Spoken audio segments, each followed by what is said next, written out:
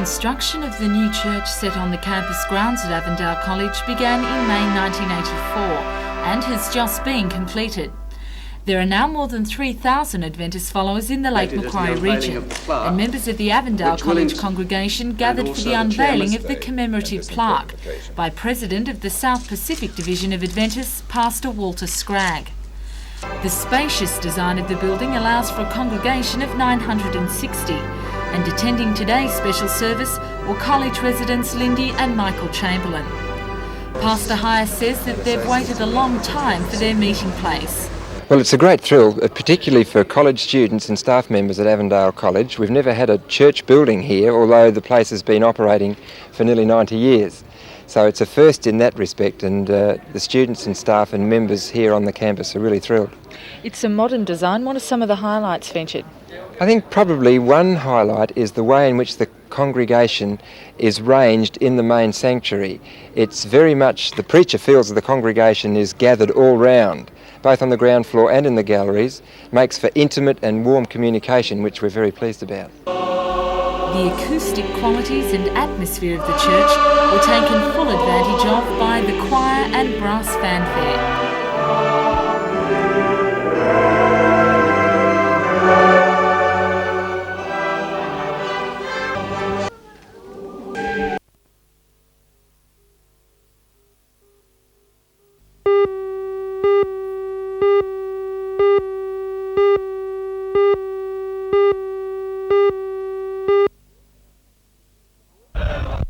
The boys and officials, including sponsors who kindly helped with the finance of the month-long trip, had been in the air and on the road for 45 hours, but were pleased nonetheless to see sunlight in abundance, something they'd not seen since Christmas.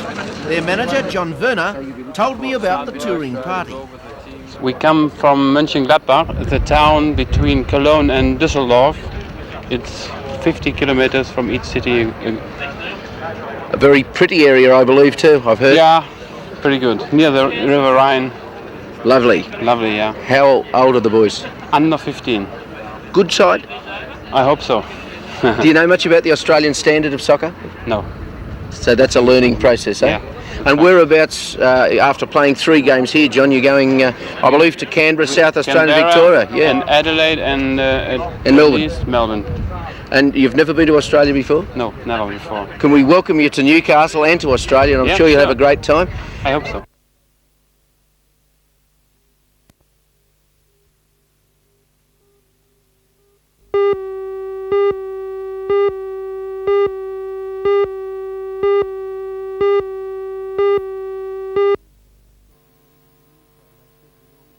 Well, they said we'd all be millionaires within a couple of years. They said they were going to retire within 10 years. Dr. David Parker and Peter Court operate an after-hours doctor service in Newcastle. It's not a big business, and they say they're happy that way. It leaves time for their windsurfing. Their one brush with the high-flying Sydney doctors started with a phone call in early February. We got a phone call saying that it would be in our interest to talk to these people because they had plans in starting up a 24-hour clinic in Newcastle. They said they would like to take Peter and myself out to dinner to discuss the idea of setting up this 24-hour clinic. What happened in this restaurant on that night was not what Court and Parker expected. Rather, it was the stuff that books are made of. To start with, they were met not just by 2 doctors, but by 2 businessmen as well. Then they were lavishly wined and dined with the best that Newcastle can provide. And finally, the talk was not of medicine, but money. They spoke about people as money-making commodities. These people said that they knew exactly what they could get away with. They said they were squeaky clean. I insisted on some sort of example, and they gave the example of they could do, I forget the exact figure at this moment, they could do a certain number of MBAs, that's multiple biochemical analysis. Pathology tests. Yes, but they said they knew what they could get away with. They knew exactly how many they could order and stay squeaky clean. In what way was Dr. Edelson brought into the conversation? They wished to basically duplicate his service before he arrived here. And they did mention they were his employees or worked for him or worked as a contractors to him. So the two doctors claimed to be wanting to break away from Edelson? Yes. They made it very clear at the time that they were a separate group. They made it very clear that they weren't doing any of this on his behalf. They were quite separate to him. Did they give you the feeling that they considered this a clandestine meeting? Well, yes, I would say so. Yes, they made it clear that we could not contact them directly, that we would contact an intermediary who would then call them and they would call me back. The contact these two were given was even more curious than the rest of the incident. Court and Parker were told to ring none other than Father Nichols at the Greek Orthodox Church in Newcastle. The two Sydney doctors explained this away by saying they felt their own phones were bugged by a competitor. As for Father Nichols, he says yes, he does know one of the doctors, an Iranian, who he describes as a close friend and a good family man. They were very impressive, they were very intense, determined people. I was struck by that determination. They made it clear that they stated they already had specialists recruited from different fields of medicine. In this area? They didn't say where they came from, but they said they had them already recruited to commence work in Newcastle. So if you would play their game, you could fly into action almost straight away? That's right. They said they were planning to open up within a couple of months. But after the bait of millions of dollars came the threats. They, I thought, were very careful not to threaten Peter and I directly. They never said that they would do anything to us, but they did mention that type of thing and bring it into that sort of ball game. They said that if their competitor turned up in Newcastle, he would be happy to arrange accidents and injuries to ourselves and our families, and had done this sort of thing in the past.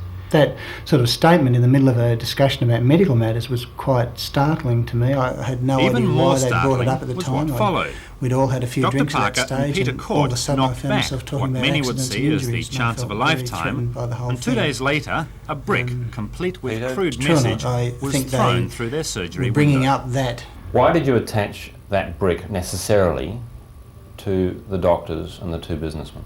There was no vandalism inside the surgery. There was no attempt to take any drugs, which someone might have thought were there. There was just there seemed to be no other reason. They were very, very confident about being able to make a success of this type of thing here. No, I really think they thought they had a gold mine.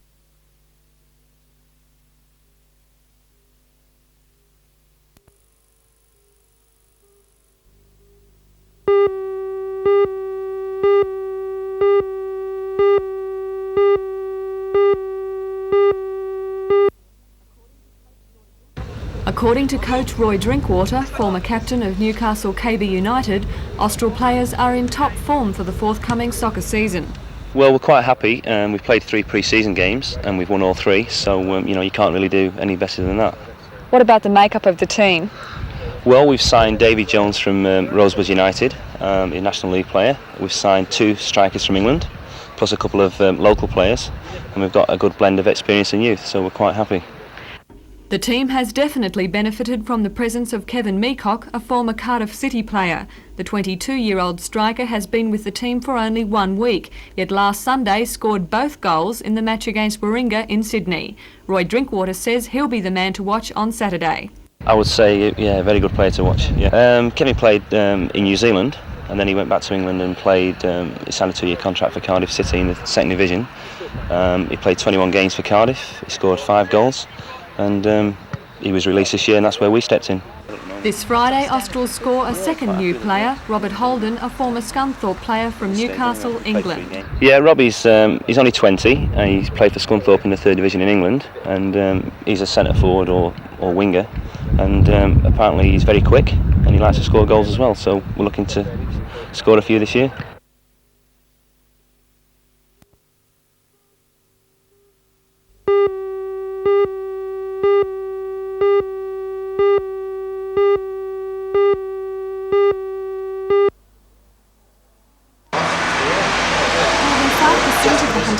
congregation are from non-English speaking backgrounds.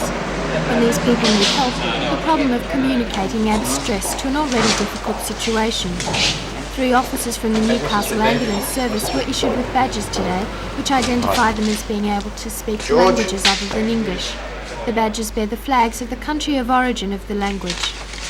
Ambulance officer Tony Dialia not being has identified previously by a found the need badge? for this service. I think so. People try to speak English as much as they can, and but sometimes we get bogged in just using our hands, you know. But I think with those badges, people will see that they can speak their own language, you know, if they want Tony to. speaks Italian, French and German. 2 other officers issued with the badges speak German, Macedonian and Serbian. That these particular officers have Superintendent Keith come in Williams says the contact new with ambulance language service will complement the existing translator service operating throughout the Hunter. These officers are rostered on shift for 8 hours out of the 24, and of course it's impossible to cover all situations. However, where it is known that these officers could be of assistance with their language and they're on shift, they would be sent out to the particular situation to act as an interpreter.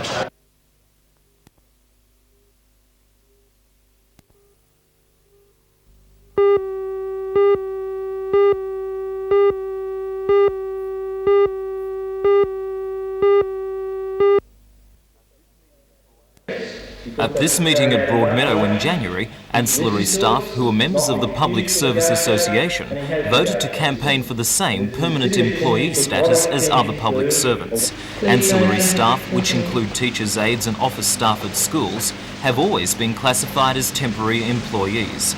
Under changes to the staffing formula for schools this year, many ancillaries have been cut from full to part-time work or transferred with little or no warning. The work bans in support of their claims began on Monday and, according to the PSA, will continue for another 5 weeks. Ancillary staff are refusing to perform one duty each week, including answering telephones, stenciling and photostatting. According to the PSA, its members who refuse duties are being stood down. We are saying the department is standing us down. The Public Service Board has taken the action that no work is directed, then no pay. The Area Director of Education, Alan Beard, says the department is not standing down the staff but considers them to be on strike. If a member of the PSA declines to carry out a specific duty, which is what they are doing, then they are instructed to do that duty, and if they still decline, they're told that they need not perform any other duties and that they can stay on the job if they wish to, but they will be considered to be on strike. The Education Department seems unconcerned by the bans. Mr Beard says an average of only 8% of ancillary staff are observing them. The PSA says the figure is more like 85% and that the bans will continue. PSA members will hold stop work meetings throughout the state on the 25th of this month.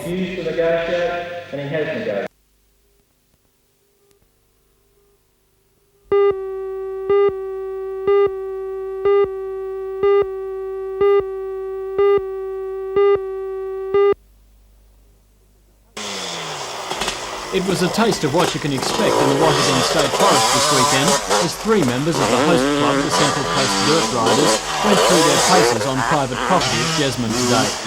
This weekend, up to 150 motorcyclists will take to the Watergans for this endurance test of man and machine. It looks like a lot of fun, but just imagine doing this continuously for the 6 to 7 hours it will take most to complete the 200-kilometre course. Riders from throughout the state and interstate will be here, and as it's the first of the 5-round state series, a number of state champions will be among them. Favourite for the event is current Australian reliability champion Kelly Blomqvist. From the time the event gets underway at 9 o'clock at the Duralong Gun Club, the riders will be hurtling through the bush at speeds of up to 140 kilometres an hour on everything from single-lane bike tracks to forestry roads.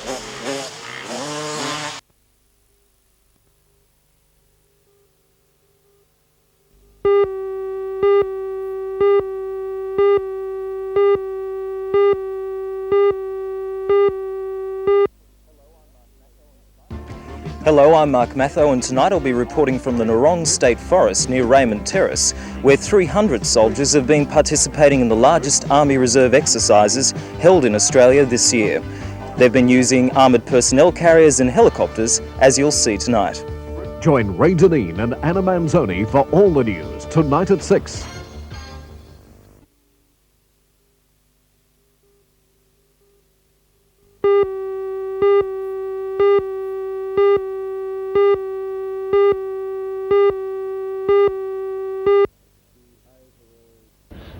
The overall cure rate, and cure is a very difficult thing to measure, but the overall cure rate would be at least 50 to 60%. And so, but yes, there would be probably 100 women die of breast cancer in the Hunter every year. Dr. Stewart says that the earlier cancer can be detected, the more the outlook is improved. But how many women know how to do a breast self-examination? An examination should be made on routine, on the day after each period, or on the same day each month if you have passed the menopause. An examination can be made in the shower. Wet, soapy skin makes it easier to feel your breast structure. In the mirror, you may notice something you couldn't feel with your hands, or lying down. To examine your right breast, place a pillow or folded towel under your right shoulder and put your right hand behind your head to flatten the breast on the chest wall. With the other hand, fingers flat and together, thoroughly examine the breast, either in segments or expanding circles. For the left breast, do the opposite. Most breast lumps aren't cancerous, and secondly, that if a woman practices regular breast self-examination, is likely the cancer will be detected earlier. And if that's the case, and the lump, as I emphasise again, most lumps aren't cancerous, but if it is cancerous, there are alternative procedures that can be performed with small lumps that can mean conservation of the breast.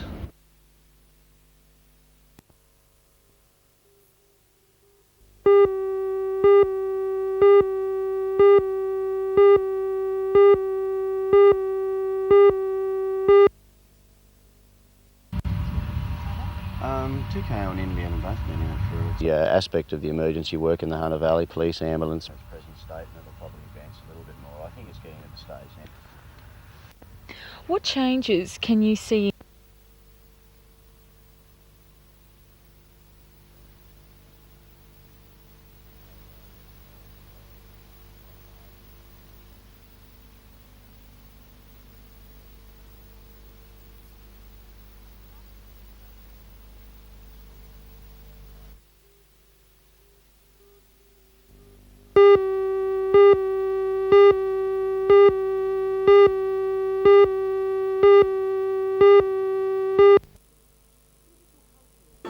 Physical culture is perhaps best described as a mixture of ballet and aerobics, yet it goes one step further, promoting good grooming, deportment and confidence.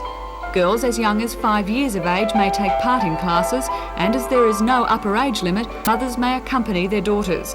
Although interest in physical culture has declined in recent years, organiser Chris Powley believes its benefits are just as relevant today. I think it's still very important. I don't think there's too many things available for girls apart from going to, say, modelling school. And we can provide all of that for them. Interest definitely is waning. Once upon a time there was over 3,000 people doing it in Newcastle.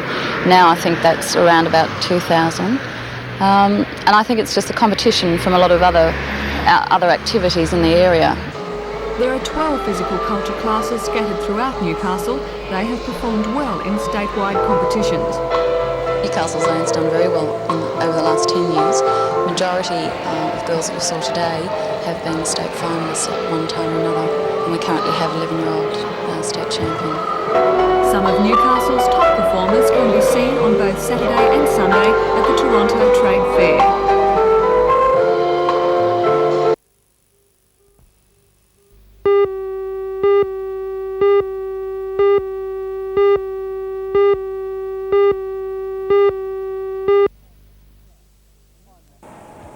I'm Matthew Clark. A Newcastle company today started exporting one of its locally manufactured products to Papua New Guinea, where it hopes a $500,000 annual market will open up. Join Ray Deneen and Anna Manzoni for all the news tonight at 6.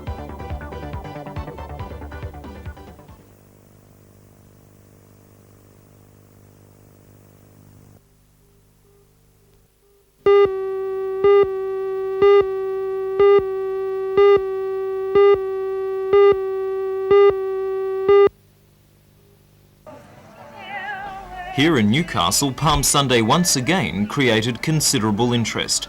As in recent years, the large crowd which gathered in Pacific Park for an ecumenical service seemed to represent a wide cross-section of the local community.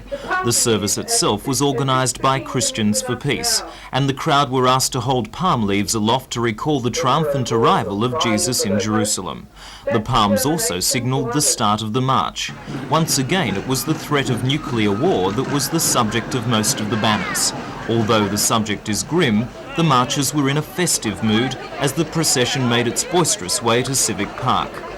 The park was used by a number of peace groups to peddle their ideas, but a number of people were more interested in paddling in the water. For the rest of the afternoon, the audience was entertained by theatre, music and speeches, all aimed at giving the public something to think about until next year.